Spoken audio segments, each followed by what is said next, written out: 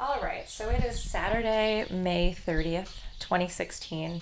I'm Jess Lamar Reece Holler, and we're here with Steve Miller at Jubilee Meadows. Jubilee Meadows Farm, and we are technically it's Mount Gilead, Mm-hmm. Ohio, in Morrow County. And we're going to be talking with Steve today for the OFA Food, Farm, and Movement Memory Project. It's an oral history project focused especially on the early years of organic and ecological farming in Ohio and the foundation and rise of OFA as a network that facilitated exchange, education, advocacy between these farmers. So, Steve, to start off, could I have you say and spell your full name for the record? Steve Miller, Stevemiller. Thanks so much. So, to begin, can you just tell me a little bit about where and when you were born? Oh, I was born in Amarillo, Texas. My dad was in the Air Force. My mom was completing nursing school at the University of Colorado in Boulder. And her family had a cattle ranch in the northern Medicine Bow in northern Colorado, not too far from Laramie, Wyoming.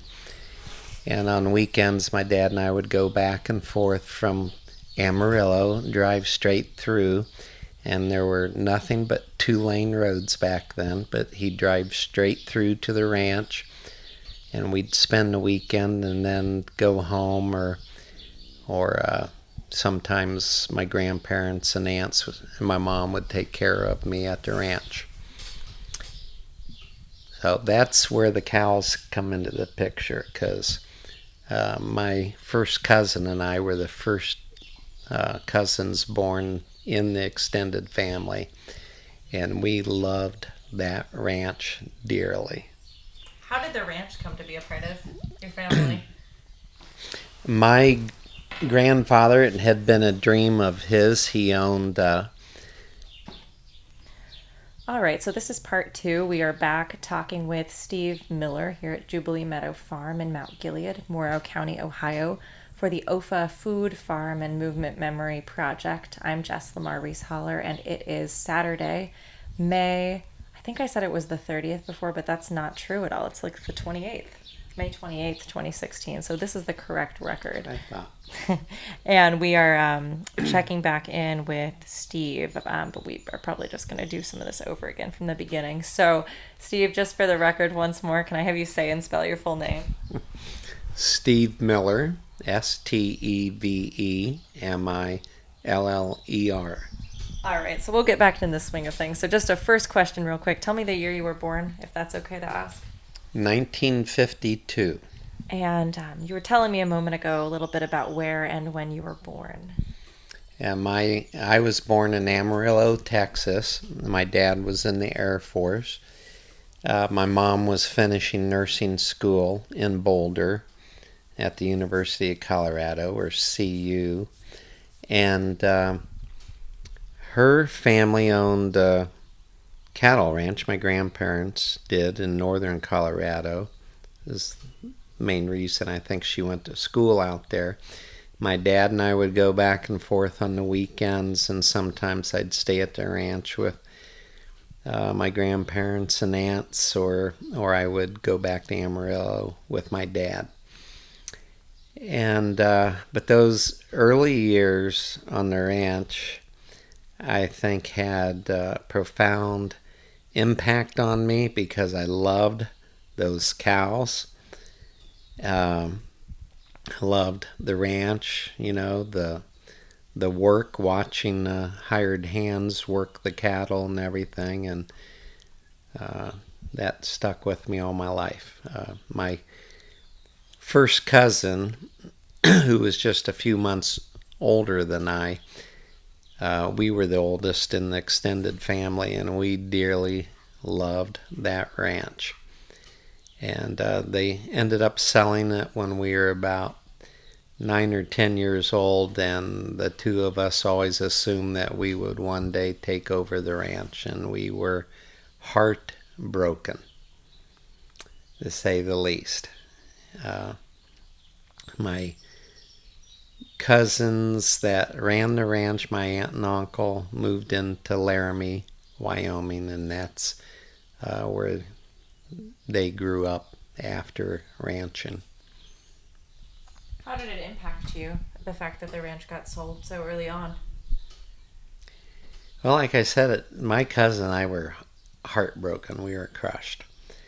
And so it was many years later, I guess, when I started developing, uh, you know, I guess, uh, what would you call it? Like a real attachment for or attraction toward cows again and farming.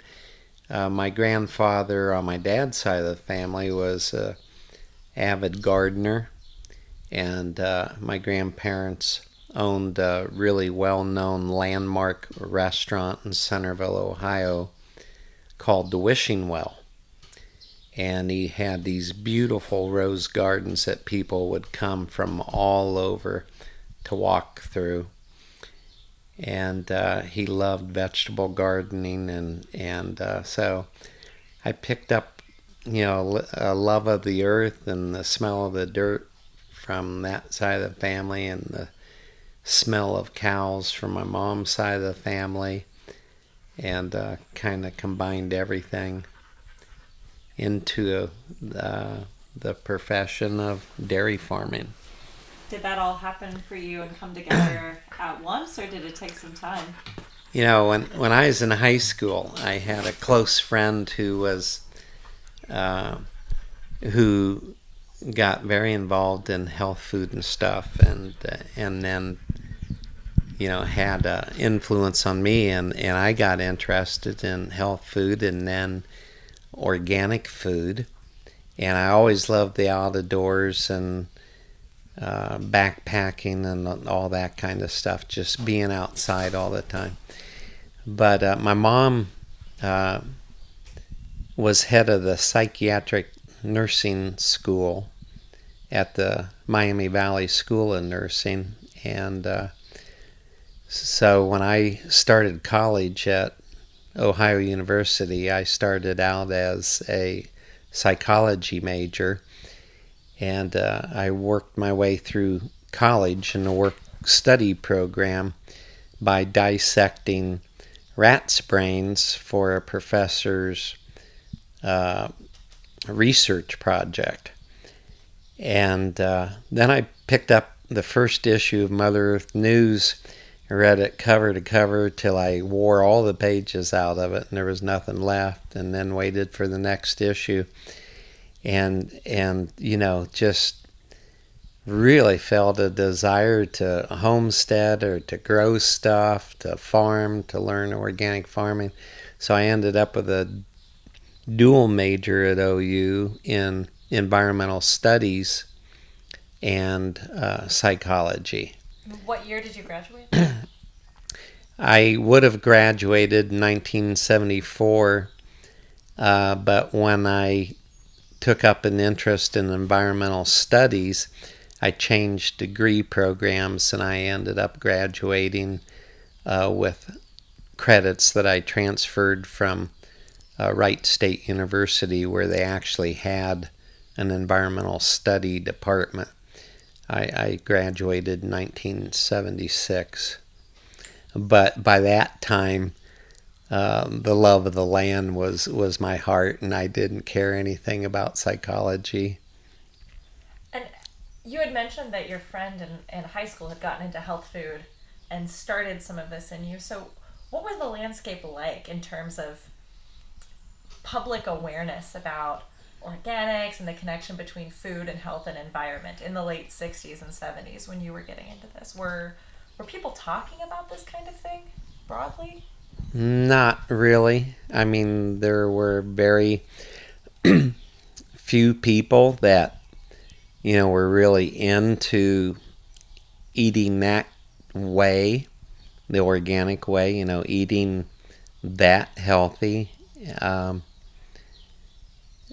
There are a lot of people that ate meat and potatoes, and I had an aunt who was very health conscious, but it was more centered around, you don't eat junk food and you eat this and that. But as far as the difference between conventionally raised beef and, beef raised on pasture, that was not part of her equation, and I don't think that was part of most people's diet beliefs back then. It was very, they thought I was very strange and way out there, to say the least. What happened with your friend in high school and with you to get you thinking about health food as a teenager? Yeah, that was very different then when everybody was sucking down, soda pop for breakfast and, eating lots of snack foods out of a bag and everything. It was very different. Was there an event or something that happened that made the two of you in high school start thinking about? Well, like I said, he kind of started on this health, I guess, more healthy way of living than I did, and he was an influence on me. Uh, I don't hear very much from him anymore, but I know he's still involved in the health industry and eating healthy. Did this connect up then to your decision to eventually pursue environmental studies at OU? Oh yeah, definitely. Can you tell me about that? Um, like I said, I just got tired of working in a basement dissecting rats' brains and collecting food and water intake data for my psych professor, and didn't like being indoors. I've never been an indoors person, and picking up that Mother Earth news, I decided I was going to go a different direction and wanted to be outdoors. So the environmental studies major was a step in that direction, and I got a geography professor at OU to sponsor me to organic farm one summer in Hiram, Ohio for 10 credit hours, which was pretty generous of him.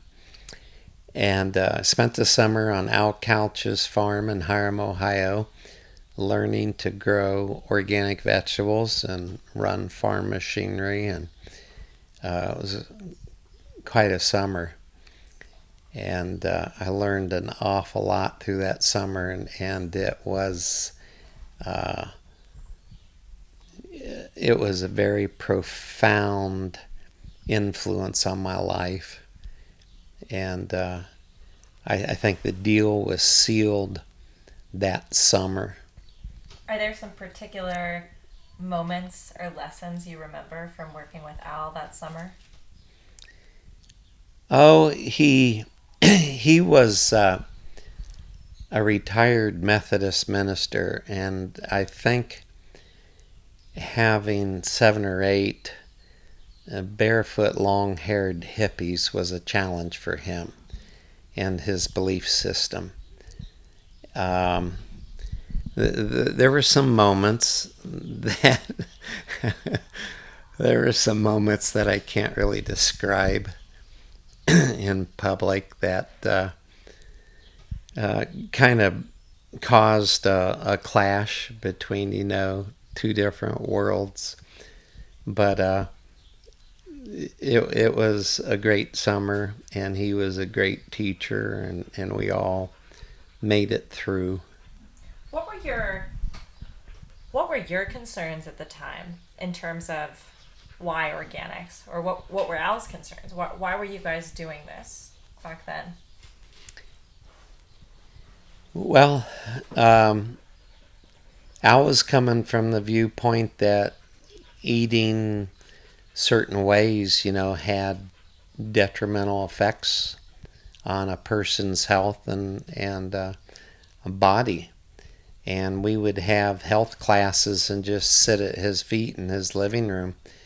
And boy, what an influence. That's where I just had this uh, feeling like in my belly that eating organically and farming that way was just right. And because, the earthworms that we had on his farm and the diversity of wildlife around us and, insects and everything else, I just knew it was right. It was the right thing to do. We weren't hurting the environment or the God's creation around us.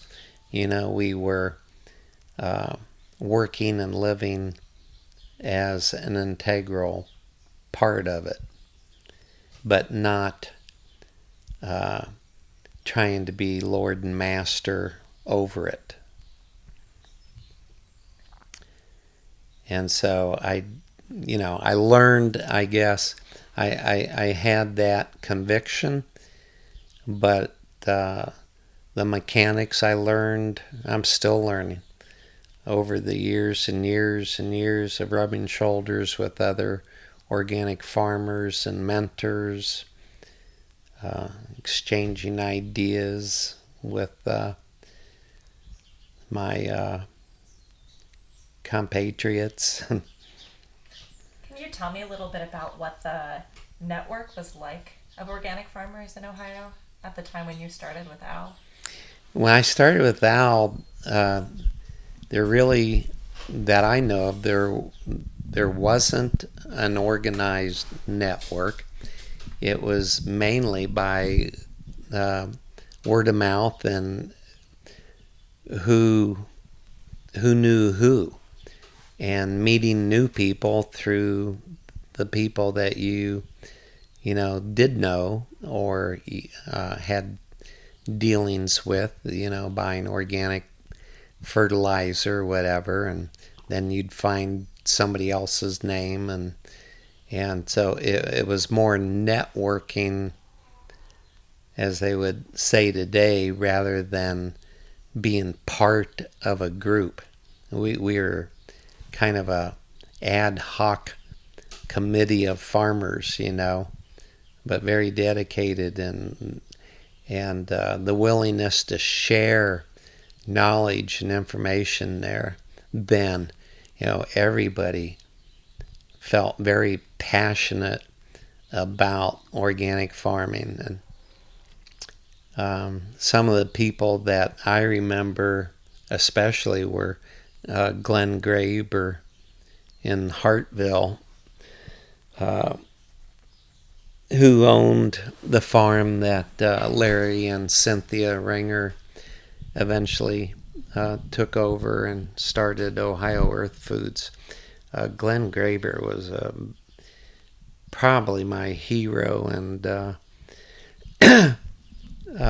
one of the first mentors that I had that actually influenced the way I farmed and how I went about things.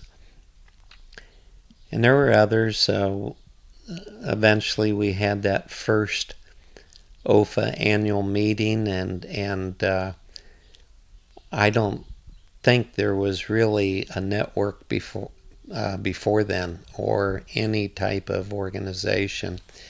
And that very first year, I still am friends and admirers of people that I met that first year at OFA. I want to talk a little bit about your impressions of the first OFA, but I want to back up a little bit and ask, so after Al's farm, what did you do? Well, I was up at Al's farm between my junior and senior year of college. And then because I changed degree programs, I didn't graduate in 1974. I graduated in 1976 because I actually took some environmental study classes at Wright State. But what was your question? I was asking after that summer with Al and Hiram, what did you do next? That between then and the first Yeah, I OFA? finished college. I had that one summer of farming with Al Couch and that other group of people up in Hiram. But I finished college. I got married. My first job out of college was working for ODNR down in Marietta on one of their tree farms.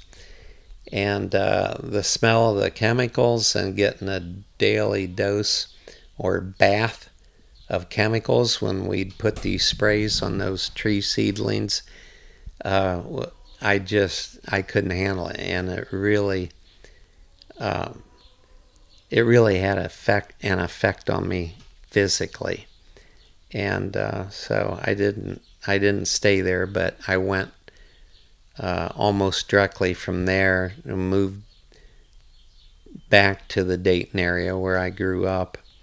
And a friend of mine had bought 5 acres south of Centerville in Ridgeville, Ohio. And with my mother's help, I found 10 acres and we farmed together for several years and eventually had 45 acres of organic vegetables and a roadside market stand called Maranatha Farm.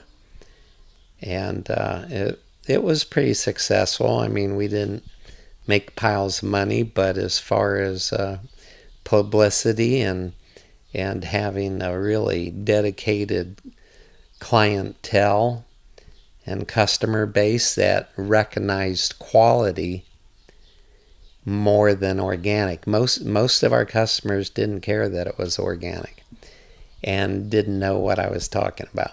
But the quality of the vegetables we were raising with our seaweed and fish sprays and the compost that we put on our soils and the lime, and they recognized the quality. We had some of the most beautiful produce. Where did you learn your techniques? That's a good question. I mean, like I said, I learned some things from Glenn Graber, but of course he was a large scale vegetable farmer. And so our scale was very much smaller. We had a little 26 horsepower Kubota tractor and a rotavator that we built raised beds with. Then I made some type of double dig tool, I guess, so we wouldn't have to do it by hand all the time. I took an old chisel plow and no, well, it was actually an old cultivator and put chisel plow points on it. We dragged that through the raised bed until we, had a significantly raised, bed.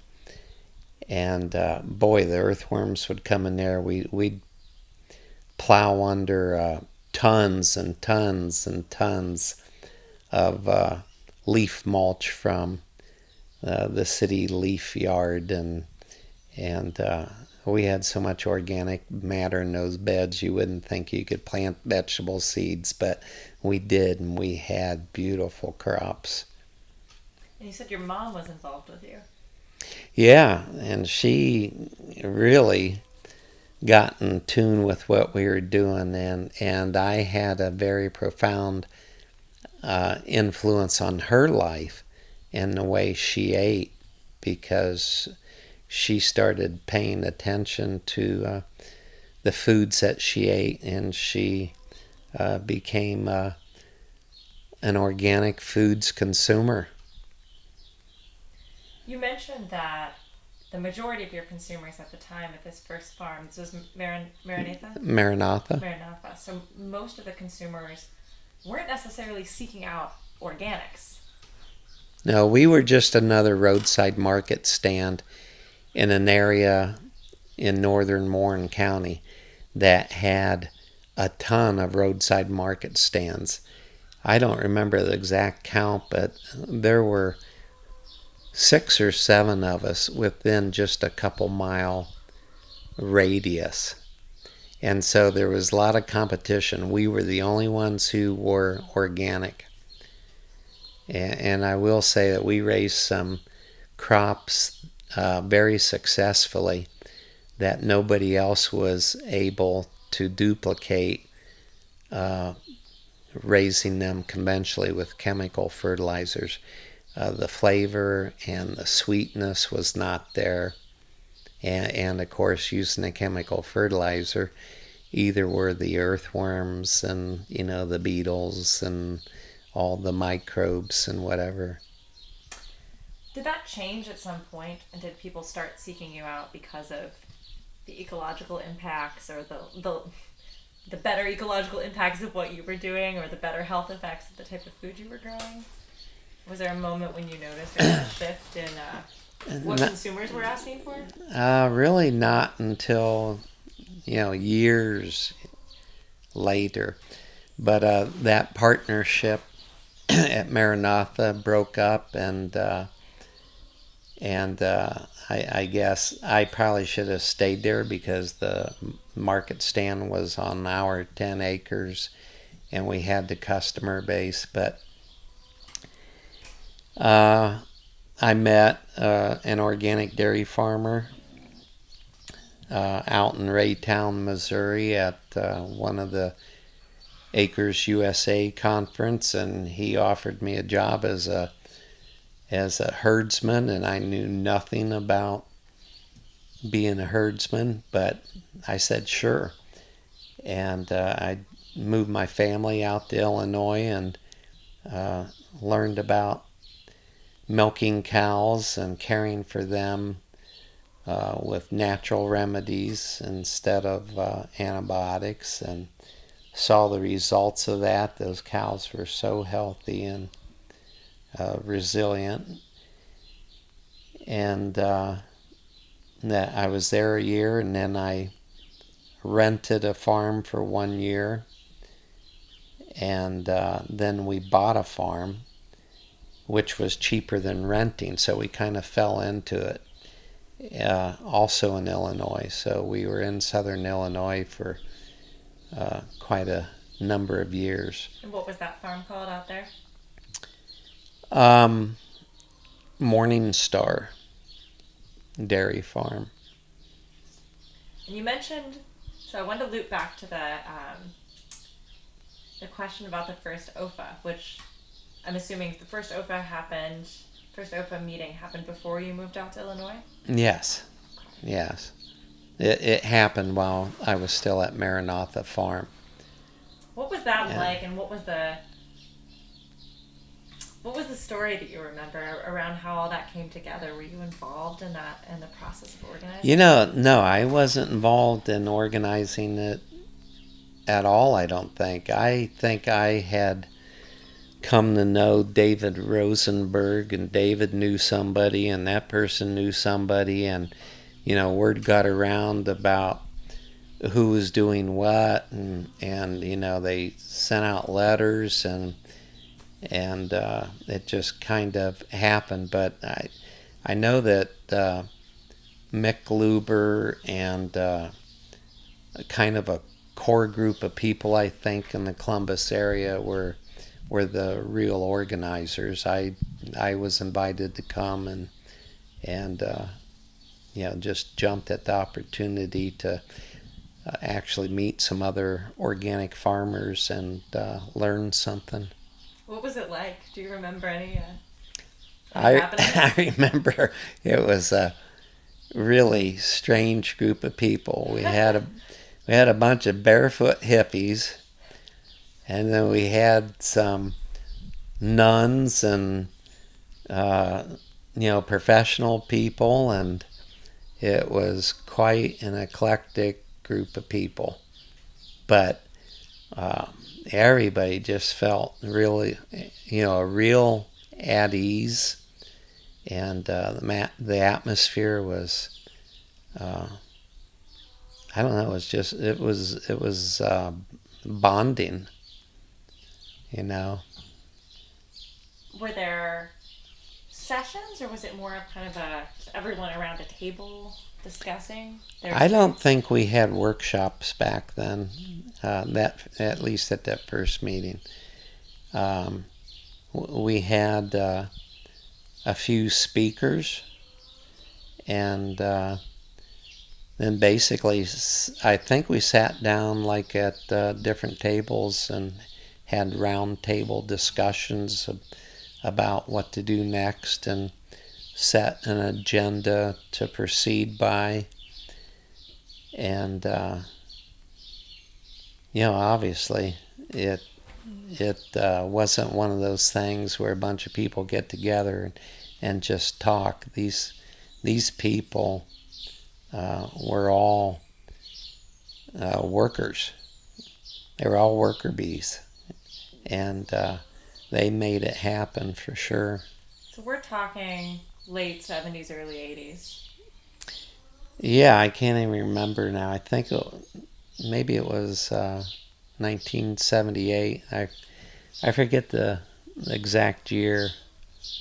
I just want to know what were the key issues and challenges facing you guys and all the No, different, all the different things people were doing from dairy to vegetables at that time. Were there environmental issues? Was it finding a consumer yeah. base, Well, supply that, all of that. You just kind of learned as you went. But you'll hear this from all those early people over and over and over again. And the basic thing that you will hear is that you couldn't go to the county extension office and get any help at all. They had a clue of what you were talking about.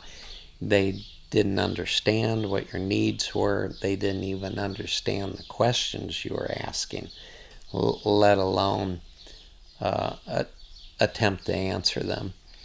And Mick and I've talked about this. I've talked about this with a lot of those early people.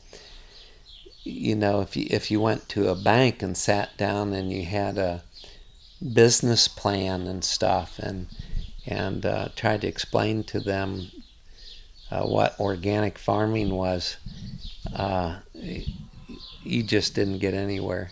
If I hadn't had some initial support from family, it would have been very, very difficult. when you got to Illinois, was it a different scene? It was, yeah, well, you know, uh, growing organic vegetables in kind of a small area between uh, suburbs, Cincinnati coming north and Dayton going south, that's a lot different from moving to a truly rural area of the country where there's nothing but farmers, you know.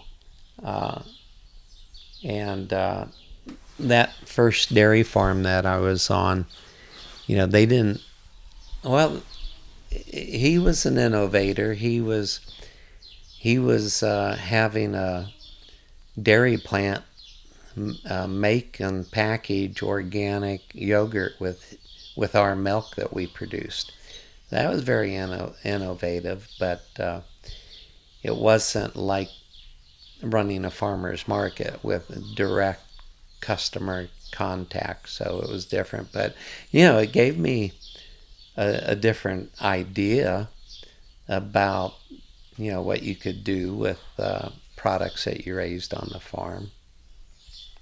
And at the time, were you hoping to start your own dairy and stay in Illinois? Was that the goal? Yeah, at that time, that's exactly what I was thinking, and we did stay in Illinois for quite a few years, and we did end up with our own farm. And if I'd known about intensive rotational grazing, I'd probably still be living in southern Illinois, because that farm, with its rolling hills and interspersed with pockets of woods, and everything that would have made an ideal grazing farm. And my next door neighbor, Glenn Graver, who is connected with Byron Seeds in Illinois, he actually became a grazer. And so, but, that's life. I moved back to the Dayton area. My dad was having health problems, and he wanted me to build some commercial buildings for him. And at that time, the price of milk just hit the bottom of the barrel, and he offered me a salary and paid vacation and health insurance and all this other stuff. And so we bought a little farm near Spring Valley, Ohio. And that's how I kept my sanity, because we brought back some of our Guernsey heifers, and the kids raised calves and showed them at the fair, and the calves, became milk cows, and so eventually we had a animal to show in every age class at the Greene County Fair, and the last year we were there, we took all blue ribbons and grand champion Guernsey cow, a grand champion cow overall. Was growing up as a part of this organic dairy enterprise, no matter where, or farm before that, was that an important part of your kids' identity? Oh, definitely. My son Michael got a partial scholarship to go to the Rocky Mountain College of Art and Design in Colorado, and he was quite a snowboard enthusiast. He taught snowboarding out at snow trails, and so he headed for the mountains, but he had to do a project and a speech for speech class. And he called me and he said he told his professor that he had wanted to do it about the difference in the work ethic of people in my generation and people in his generation. And his professor said, Michael, you need to do something simple. This is just like, 15-minute speech. And that's the sort of thing people do dissertations on. So he said, fine, I'll do it on the difference between conventional dairy farming and organic dairy farming. And she looked at him and just said, get out of here. So that's what he did it in. But my story is, he's riding up a chairlift in Colorado and calls me on the phone and tells me about this, about his original idea. And he said, Dad, I know we really worked hard growing up, and there were times when I hated it because my friends would be out doing something and I couldn't go. But he said, I really appreciate the work ethic you gave me. And that is true with all four of my kids. They are achievers. We homeschooled our kids. Two of them, my youngest son, Michael, the one that I'm talking about, is starting his senior year of college at the University of Denver in engineering. And he's the one that never cracked a book all through high school, so I don't know where that came from, but his oldest brother graduated in engineering at the University of Wyoming, and a daughter, Catherine, that graduated from the University of Cincinnati in architecture and design, and my oldest daughter owns and runs a horseboarding farm in Delaware, Ohio. So they all have that work ethic that you really need to achieve and succeed. And that work ethic came from growing up on a dairy farm. Where does it come from for you? You're still doing this. I know it's I long don't know. hours.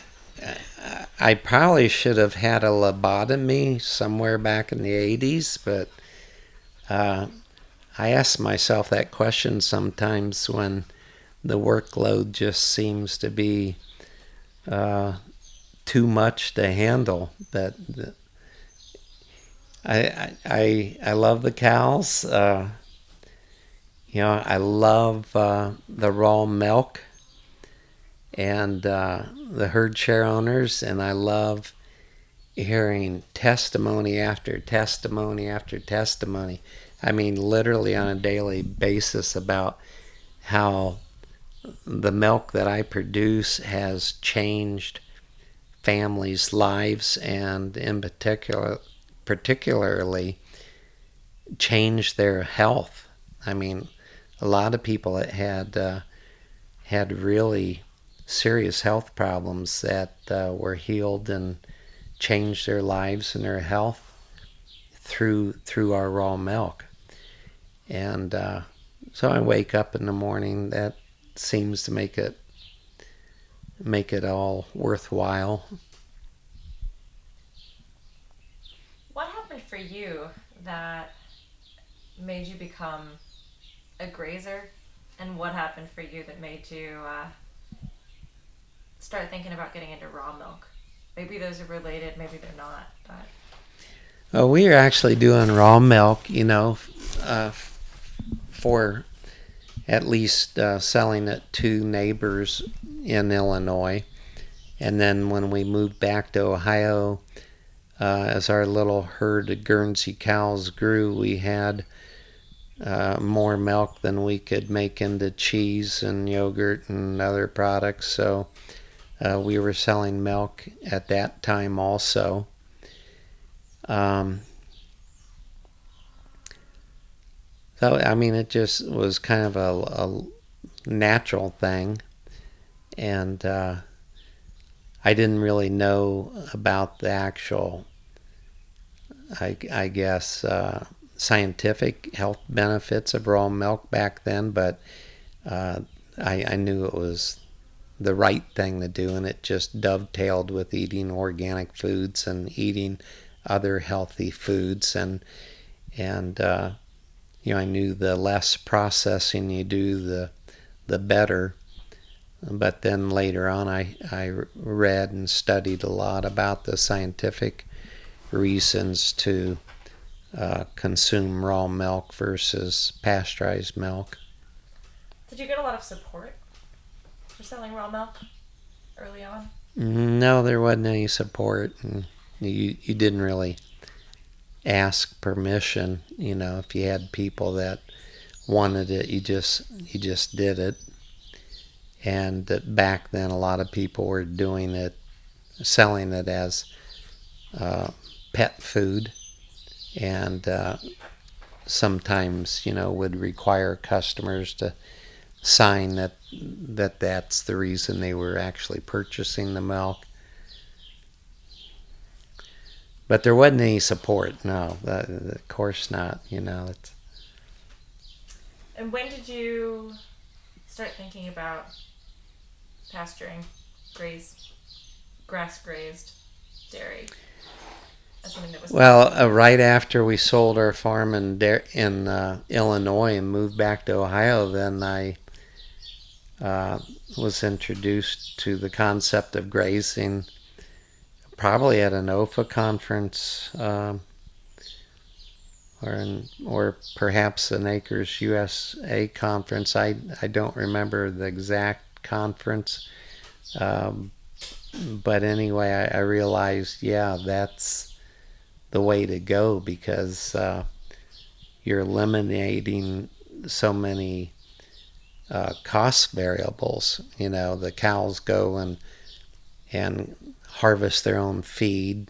They spread their own manure, and it's the healthiest food on earth, for a cow. They are created to digest grass.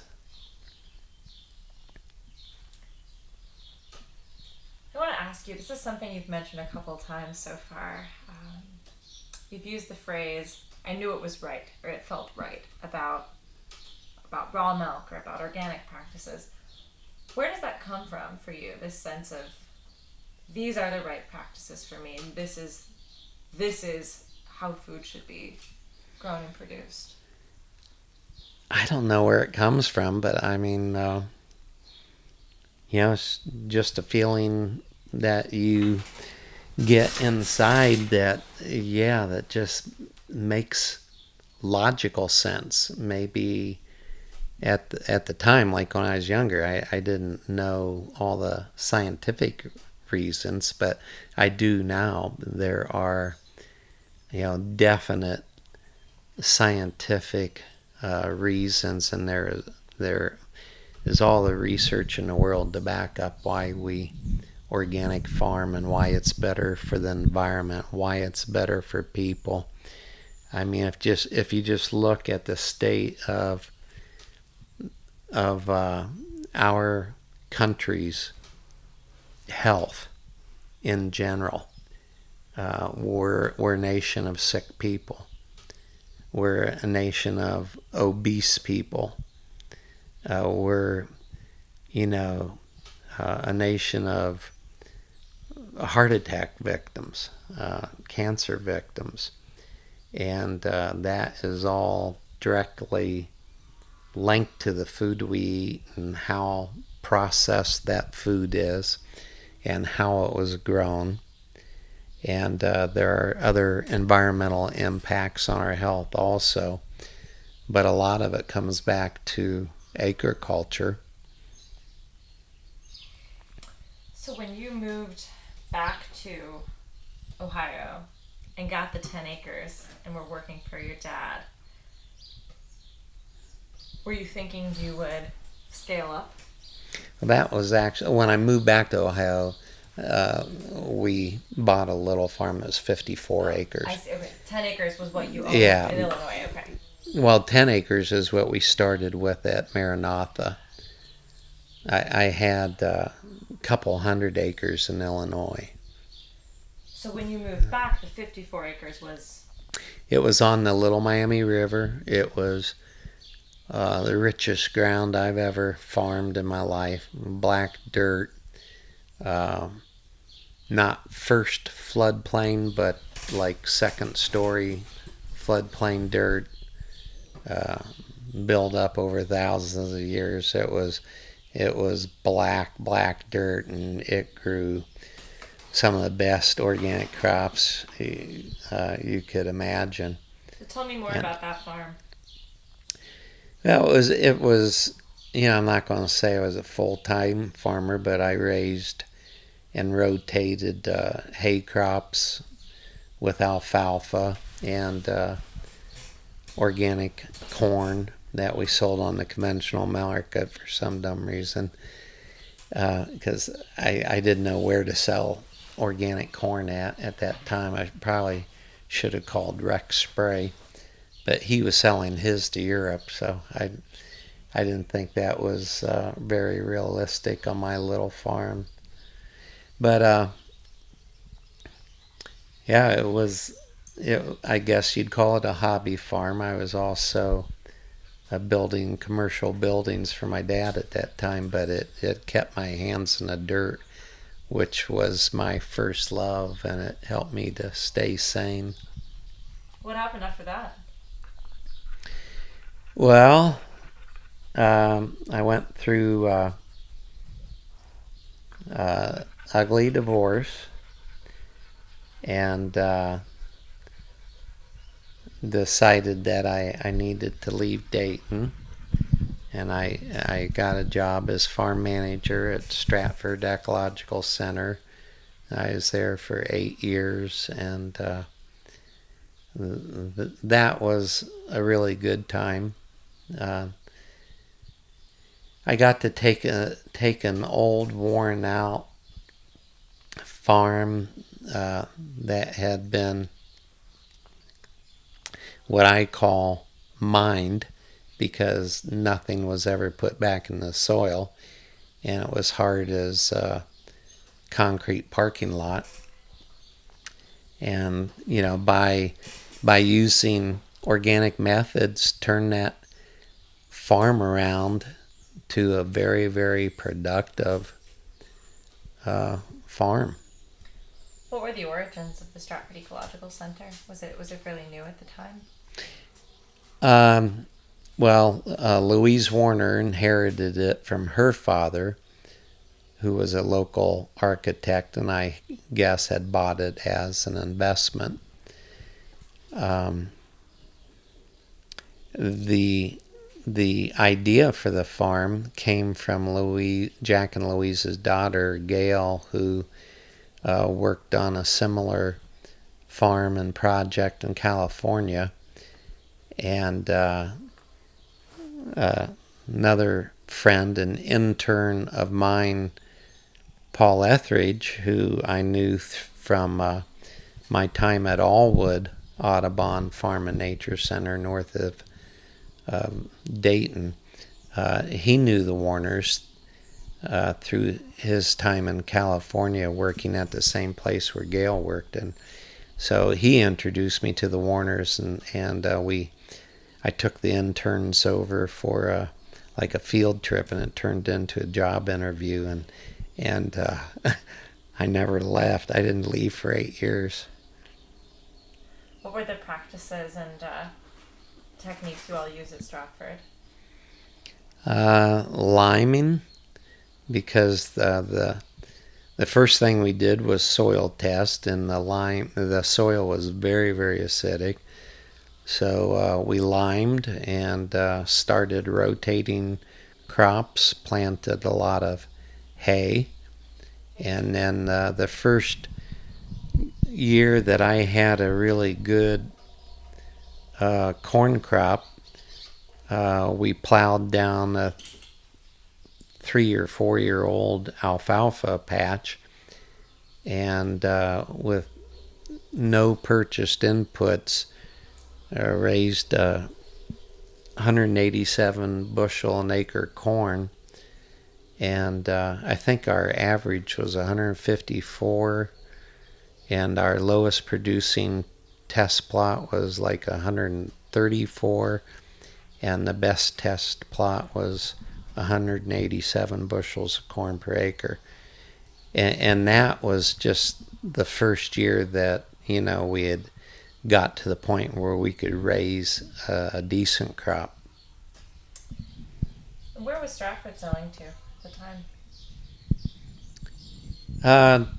We put up a corn bin, and we put it all in a corn bin, a near corn bin, and we had livestock there. We had a small dairy cow project to show the school kids that would come for field trips, and we had pigs and chickens and turkeys and goats, and had a menagerie of stuff.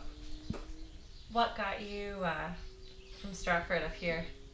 Was it a direct leap, or was there another excursion? I came directly up here after 8 years there. I just really wanted to get back into farming full time. I mean, actually farming, and it just felt right. It was a good time to move on, and the opportunity came to buy this farm in Morrow County, and it was also a worn out farm that had been abused for many, many years with corn that had just been planted in the same fields, I guess, for 25 years from what the neighbors said. But, I just seem to have these affinity for buying these worn out farms and seeing what they can do. It's like Louis Bromfield. Yeah, I guess, in a way. I don't think I'm a Louis Bromfield, but I've read the books, and that definitely had an influence on me. It's true. It's a good point. But this farm it's not the same farm it was when I came here either, and I guess that's what they say. You're supposed to leave it better than when you came, and this farm is a totally different corner of the earth than it was 18 years ago. Can you talk a little bit more about that process of actually changing and healing the land? Well, there again, the first thing we did was soil test and apply lime and slowly convert the farm from a conventional crop and dairy farm to an all grazing farm. So we rented some of the ground out the very first year to a neighbor, and slowly started planting grass and clover and converting it to a grass farm. But we did it over a period of several years. And that also allowed us time to grow the herd to match the size of the farm. We have 154 acres here. You take out the barns and the buildings, and almost 150 of it can be grazed. How many cattle? At one point, before Michael graduated from high school, we were up to a little over 100, and then with a depletion of my workforce, we scaled back down, and we've been around 70 cows since then. I think he graduated in 2005 or 2007. I don't remember. And so we've basically been right around that 70 cow mark. And where do you sell to? What are your outputs, and where do the products go? We currently ship our milk to Horizon, and I think most of our milk goes to a yogurt plant in New York, and approximately 50% of our milk production goes to Horizon, and the other 50% goes to our herd share program. What's the partnership with Horizon like? 'Cause I know that's a cooperative network. They're not a cooperative. They are a company, a corporation. They originally had ties with Dean Foods, and I really wasn't that interested in shipping with Horizon, but they cut all their business ties and connections with Dean Foods, and they happened to be the first organic dairy company in my neighborhood that to pick my milk up, and I said okay. So it's just the way it worked out. But they've been real good to us. And how does the herd share work? Well, the herd shares, after a kind of a court battle with ODA, they two judges ruled that the herd share contract is legal and valid in Ohio, and as ODA has stated publicly, it's the only legal way to acquire raw milk in Ohio, and it has worked out really well. Nobody's been made sick from the raw milk, and contrary to some things you might hear, there are no documented cases where somebody has become ill. And I've been doing raw milk for 30 years, and I've never had anybody get sick from our milk. And I think it's highly unlikely. Statistically, you're much more you're much more likely to get sick from drinking store-bought pasteurized milk than you are from buying raw milk from a modern grazing dairy farm. But the way it works is a person buys a share in our herd, and then by paying a monthly boarding fee that helps to cover all of our expenses like vet costs, feed costs, and labor for milking and caring for the cows, that entitles them to, in our case, a gallon of milk per share per week.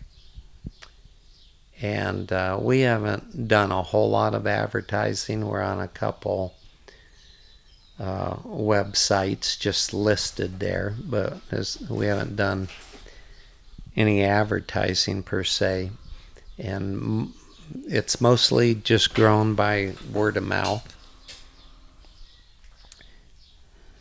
And I wanted to ask you, has the rise of kind of organic certification and also like awareness about debates about like antibiotics in milk, hormones, things like that, has that impacted the business you do at all or the consumer base?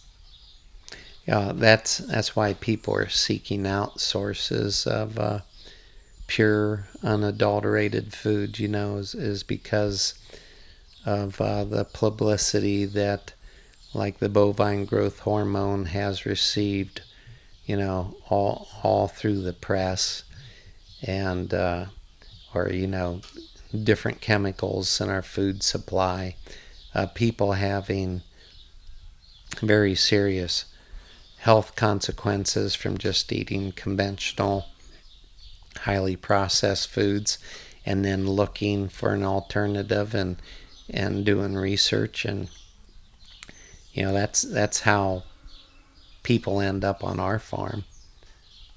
What are the sort of types of stories you hear about why people come here? I know you mentioned the raw milk is a big part of that.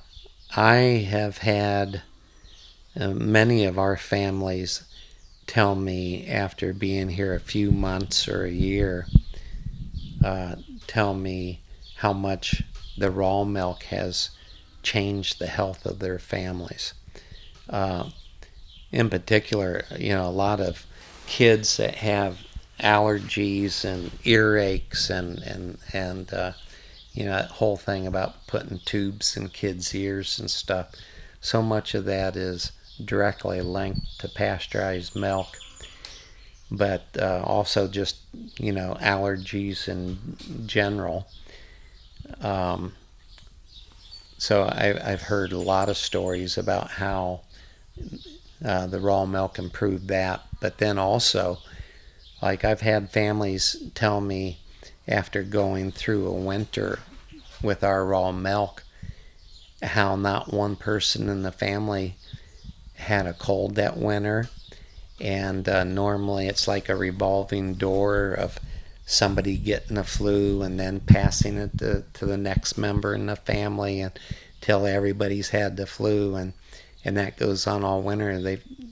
I've had numerous families tell me that nobody in the family got sick that winter.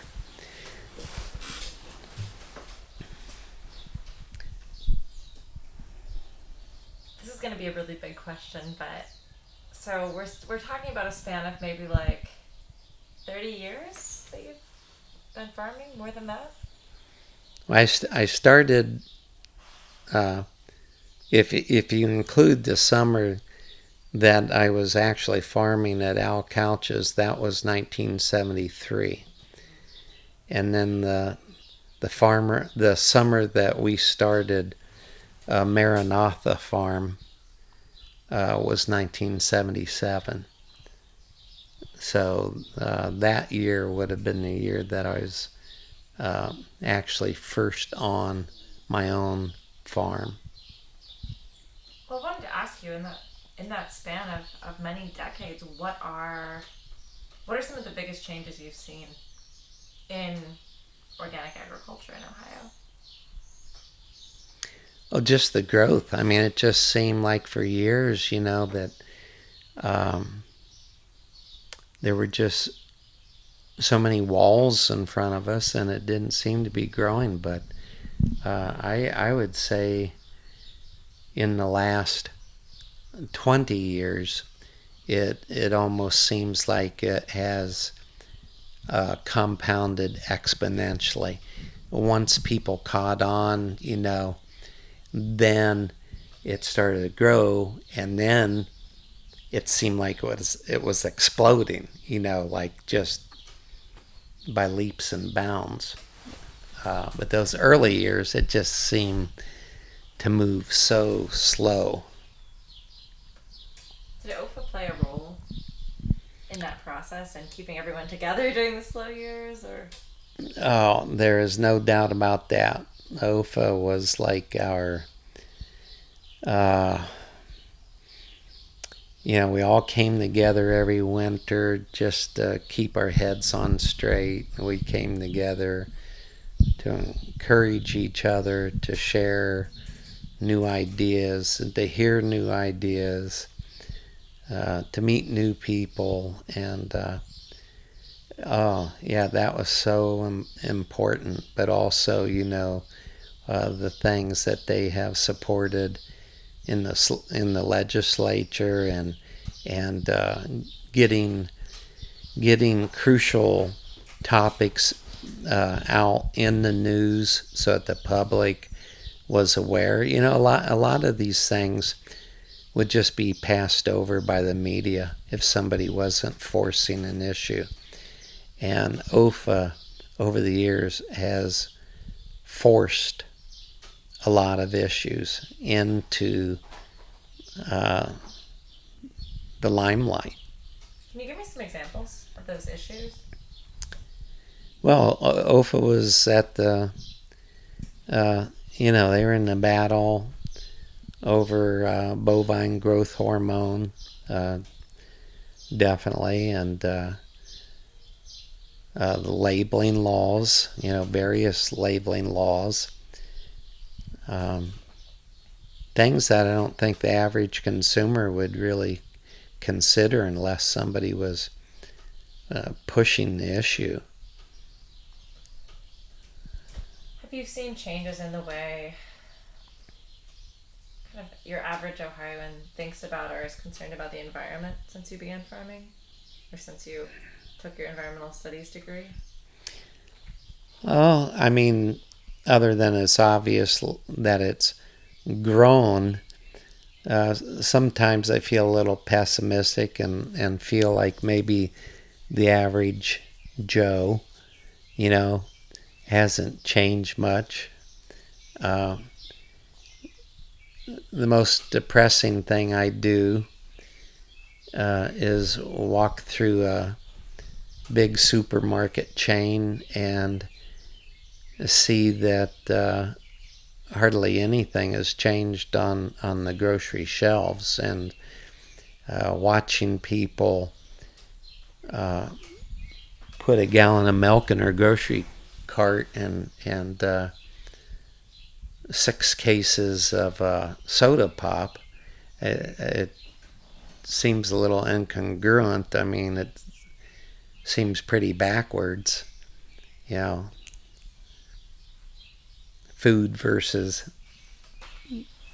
carbonated beverage. And I still look at the how many people in the United States are truly unhealthy. I mean, really sick. Obesity is epidemic in the United States. Oh, why isn't the government doing more about it, and why isn't the media making it more of a topic of discussion that's out in front of the entire nation, in front of our society? Other countries are very health conscious and more active than Americans seem to be. And I'm being very stereotypical and talking in broad generalities. There are places in the country where people in general are more health conscious than other parts of the country, but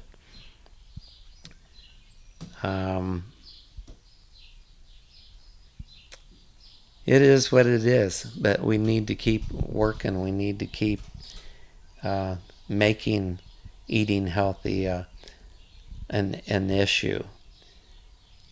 It's certainly cheaper to eat healthy than it is to see a doctor and expect that doctor to cure your disease. How do you personally choose to eat? Are there things you don't eat? Are there things you absolutely always eat for your own health? I eat almost 100% organic. I mean, I eat at Panera Bread too once in a while, whatever. But it's fairly good choice versus eating at some other places. I better not get in trouble by naming any other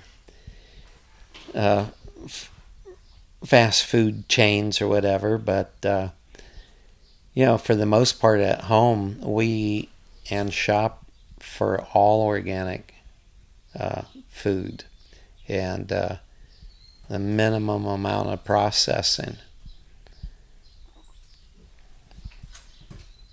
Do you think? Well, I want to open it up and ask what you think the big issues or debates are on the horizon for your farm here and for other organic dairy farmers in Ohio in particular. What are the things you are facing, maybe looking ahead at the next 20 years? I think we're going to see more intrusion from the federal government. Like certification sort of things, or I think just in general, agriculture is going to find more of a burden related to regulations, federal regulations. Like the EPA. And the government, I think, is becoming more heavy-handed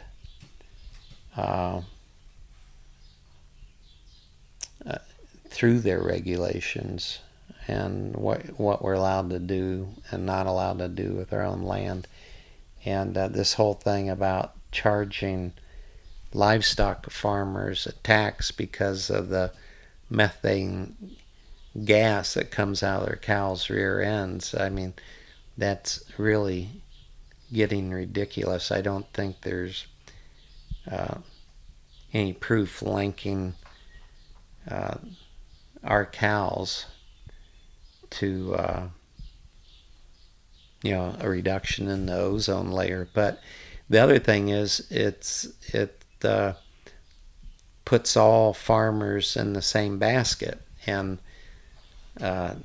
any gas my cows create when they're out on pasture, where the nutrients in the manure are absorbed by the grass very, very quickly and held there and then taken into the soil, versus piling it up in big yards where it runs off into the local tributary.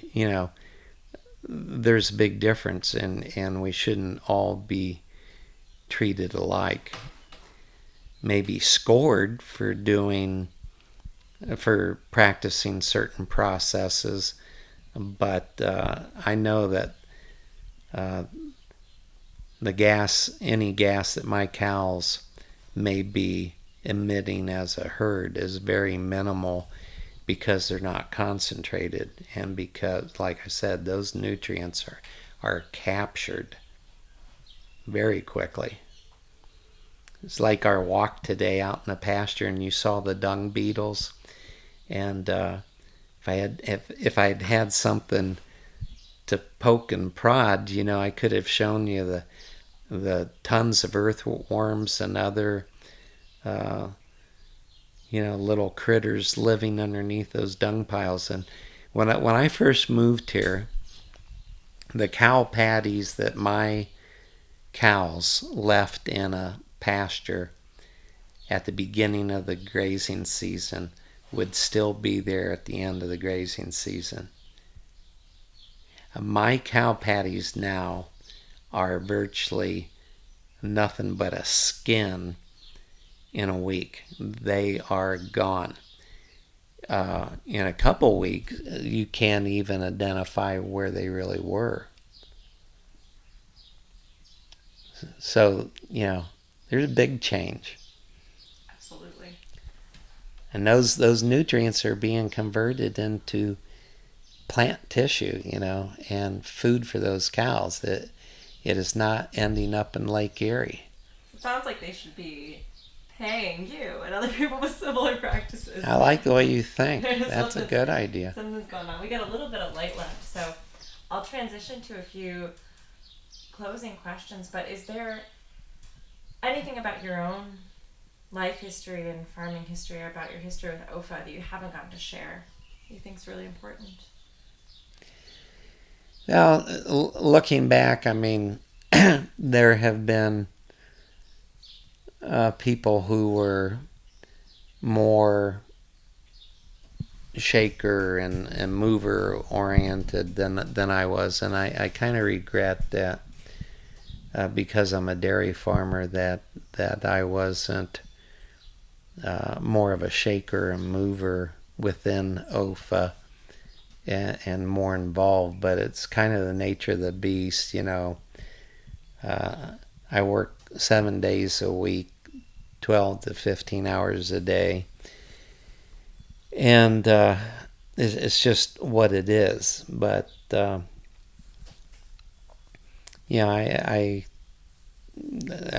regret that. I do. I wish.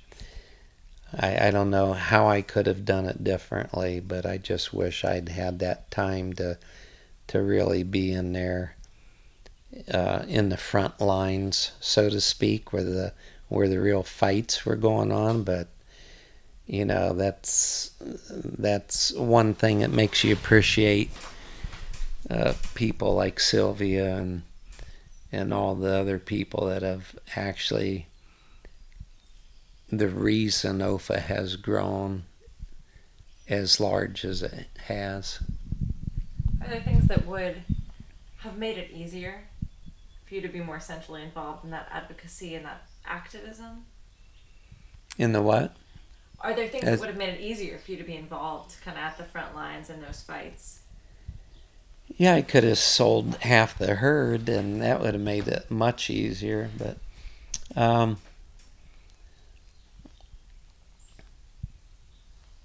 yeah, it's like I said, just being a dairy farmer. It's 24/7. It's demanding. One thing that's always been important to me is the farmer mentoring idea, and I've tried to help young people acquire a love for the land, even if they didn't feel like they were going to stick with, in dairy farming, but do something in agriculture. That doesn't matter to me. If I can teach them something about the direct link between everything they do to the soil, and the long-term consequences, then I've done some good. But now, were you a part of OFA's apprenticeship program, or do you do kind of an informal apprenticeship program? I've done both. I've had apprentices through OFA. I've had apprentices through ATI and OSU.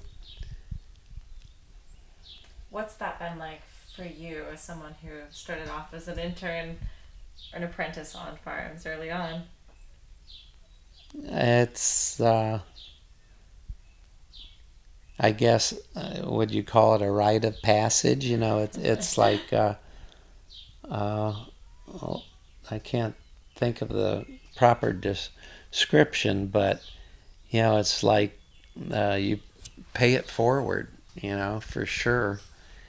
I've had many mentors invest in my life and invest in who I am as a farmer and do it very, very unselfishly. I think of those farm tours that I went on at Rex and Glenn Spray's farm and the impact that had on me, and then me taking my interns there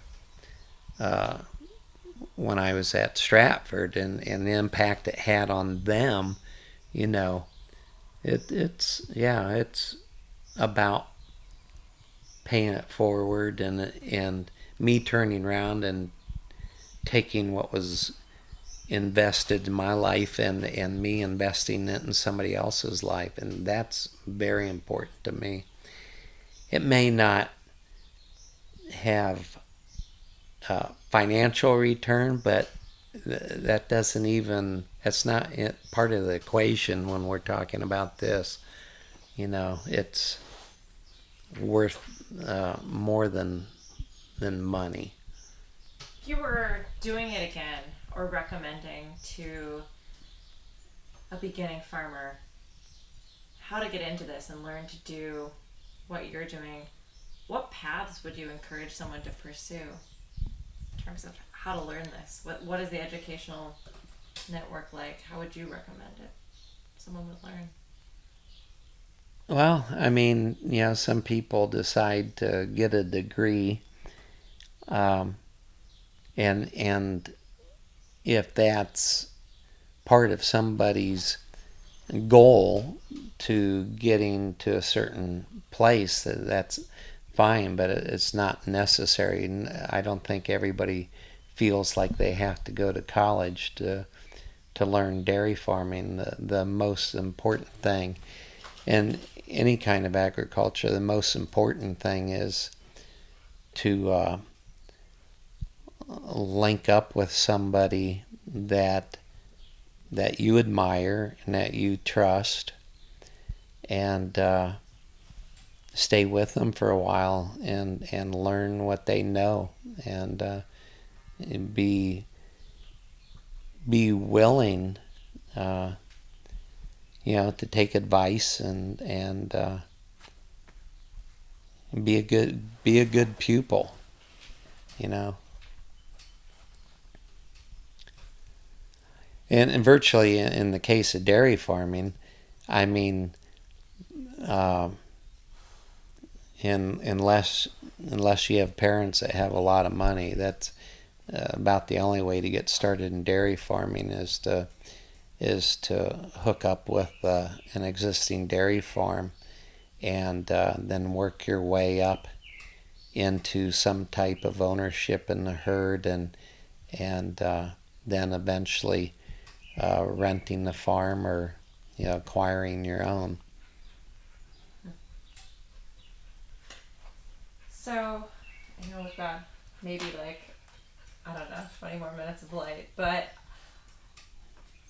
looking back on your career, hi, and your future here on the farm, what do you think your most important fights will be in terms of things that are still challenges, things that are on the horizon for what you do here? Our biggest challenge, and our biggest Achilles heel, has always been labor. Finding people who are willing uh, to work this hard, and who are dedicated.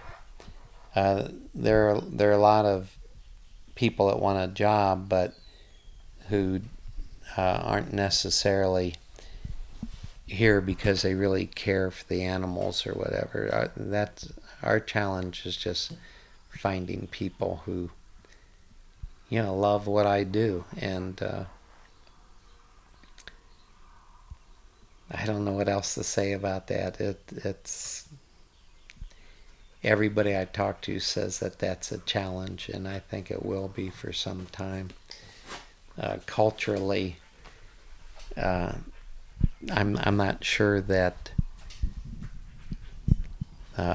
the work ethic is as strong in the United States now as what it was, and you really can't be a dairy farmer without a very, very strong work ethic and a real vision. I mean, it takes vision to see, what any given farm can become, and to see the potential there, and then to actually, set your sights and then attain your goals. If you had to do it again, would you do what you've done with your life? Yeah, I love the land too much to think about doing anything else. I wouldn't mind having a little more time to ride my motorcycle, and to get away from the farm. I wouldn't mind having a little extra time to go fly fishing with my sons in Colorado. Yeah, I get away once in a while, but it's not often enough. But I don't want it to sound like that's a huge regret in my life or something. But it's, if you're asking me what I'd like to do a little more of, those would be the things I'd like to do more of. I want to ask you in closing if you could just tell me a little bit about your relationship with cows in general, or with the cows that are on the farm right now. I've seen you mention that a couple of different places, and it seems like that's a really real thing for you, that you've got a connection. Boy, how do you describe that? I mean, over the years, you definitely develop a real eye, so to speak, for a cow that's got a tremendous udder and a great top line, and good feet and legs, and an appreciation, whether it's your cow or on your neighbor's farm. You just develop this appreciation for a great milking animal. I don't know what else to say about that. Cows are a very unique animal. Why do I love cows? They're one of God's most docile creatures, and so trusting, and also so giving. I mean, look what they give us, in exchange for the input that we have in to the cows. And it's been said in a lot of history books that because of the dairy cows and agriculture, that society was able to grow, and that we developed culture. Is there anything else you'd like to share that you haven't gotten a chance to speak to yet? Oh, I don't know. I feel like I'm just rambling, so anything else added to what I've said would probably be more rambling. But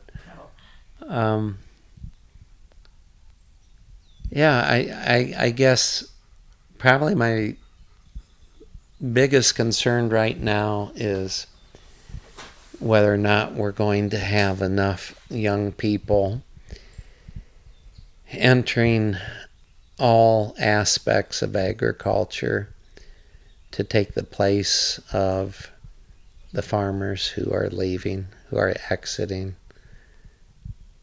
I'll be 64 on June 12th. And so that's a topic that's in the back of my mind almost daily. Who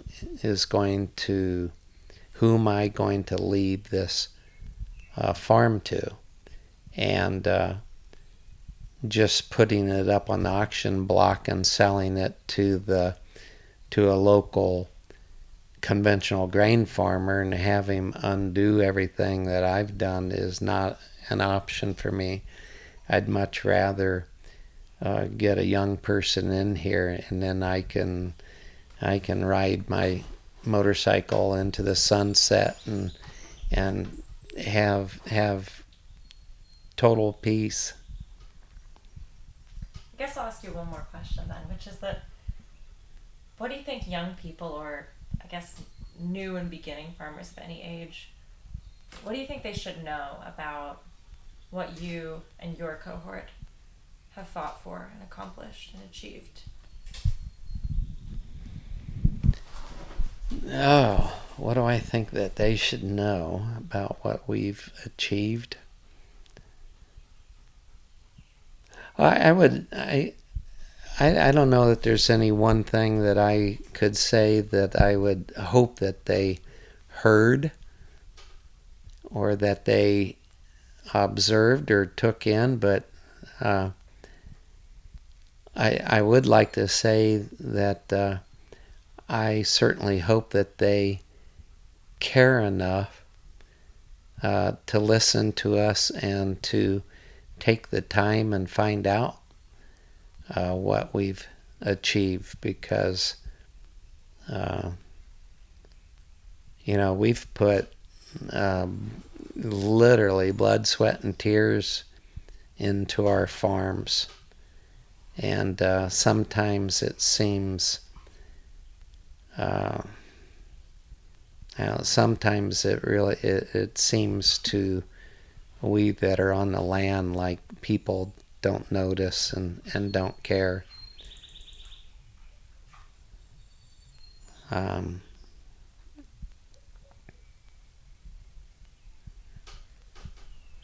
One more, and then I promise I'll let you go because you've been so generous talking with me. But what makes you hopeful about the future?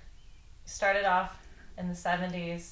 There wasn't a lot of organic ag going on and a lot of recognition. It has grown. So what in this landscape where there are a lot of concerns and troubles too makes you hopeful, makes you keep going? I am. Maybe you're not. You don't have to be hopeful if you're not feeling that way. But Well, yeah. There are some areas about things that are going on in our country that make me pessimistic, and there are many things that make me hopeful. But the one thing that I'm pessimistic about is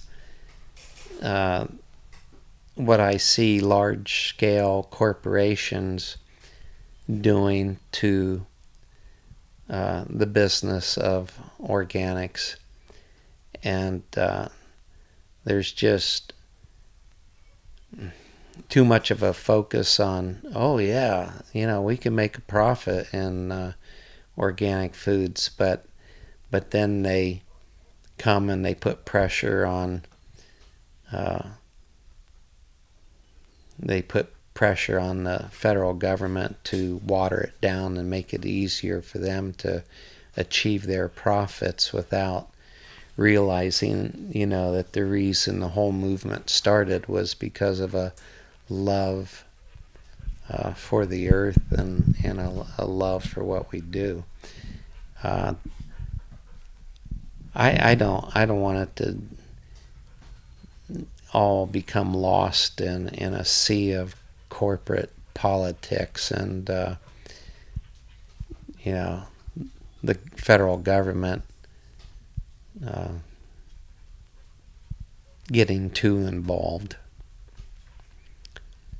I think, in spite of the fact that organics has grown, and I see that it's going to continue to grow, and that people are becoming more aware all the time, I still see the tendency for the federal government to over-regulate us, and that's going to make what small farmers do harder and harder.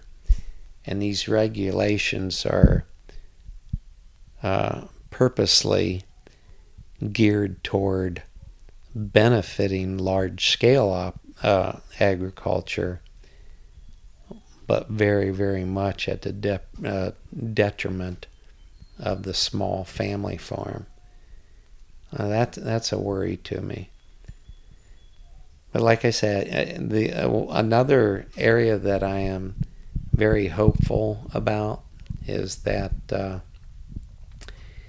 when I go to the OFA conference every winter and I see how many young people are there, knowing that there's not a lot of young people entering agriculture in general, it seems to me that we have a higher percentage of young people going into organic agriculture than they do entering conventional agriculture. So that gives me great hope for the future. Anything else you'd like to share? I'm all shared out. I don't know. You've done a great job. Well, thank you so much, and Thank you for doing this. I'm grateful to the sunset for letting us have a little bit more light to finish this. So once again, we're talking with Steve Miller here at Jubilee Meadows Farm in Morrow County, Ohio. I'm Jess Lamar Reece Holler, and this is the OFA Food, Farm, and Movement Memory Project we've decided it's May 28th, 2016. It's a Saturday, and it's a beautiful evening here in Morrow County. So thank you so much for sharing. Thank you, Jess.